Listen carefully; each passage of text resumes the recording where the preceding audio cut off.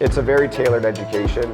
If for some reason my daughter were to fall behind, all of their additional programs, extensive support programs as well, are definitely there to help us and give me more mind at ease that it's preparing her for the future.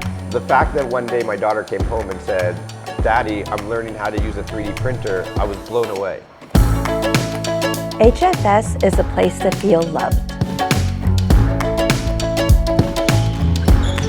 where we create lifelong friendships.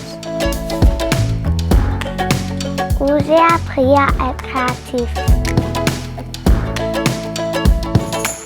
When we talk about diversity, it actually enriches the classroom learning and it brings the community together.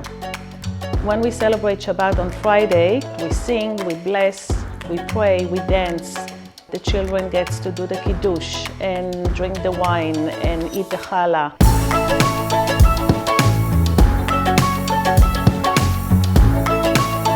Where parents are part of their children's journey. Where I learn the importance of helping others. Où on apprend les uns des autres. It's amazing to see that we've come together as a family a lot because of HFS. Yay for HFS! Where our community comes together.